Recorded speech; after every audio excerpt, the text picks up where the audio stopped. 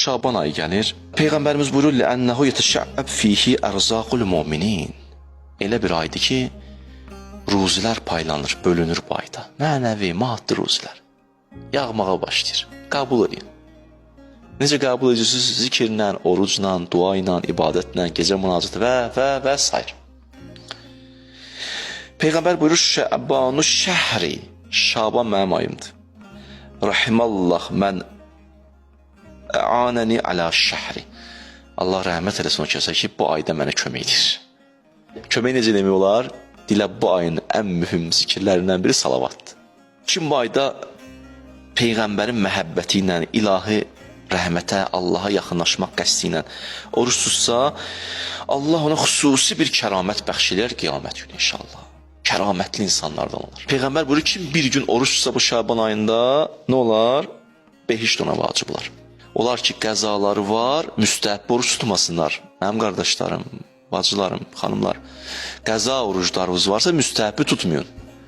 Olar ki, daha şükür Allah müstəhəb orucları qutarır, qəzaları qutarır, müstəhəbi tutur, Allah qəbul etsin. Müstəhəbi orucu tutanda bir nəfər gördün, deyir bir mömin gəlsə ona təklif eləsə ki, müstəhəb oruc sana aiddir.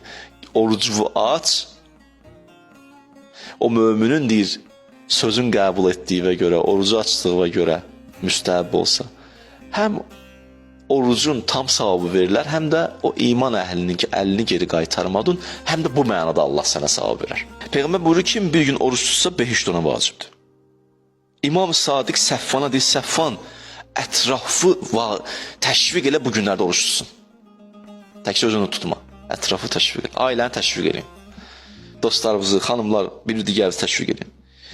Və bu ayın əməllərindən biri İmam Sadiq buyurur, istiğfardır və sədəqədir. Sədəqə də var, istiğfardır. Peyğəmbər buyurur ki, kim bu ayda 1-ci və 4-cü günlər oruç tutsa, Allah deyir, həm dünyada 20 hacətin qəbul edir, həm ahirətdə 20 hacətin qəbul edir. Heç olmasa 1-ci və 4-cü günlərini inin, bu günlərin orucunu tutağın, hamımıza birimiz dua edeyim ki, sonra da bu duanı eləyək ki, Allahumma bəlliğna Ramadan. Allahım bizi Ramazan ayına çatdır. Velhamdülillah Rabbil alem.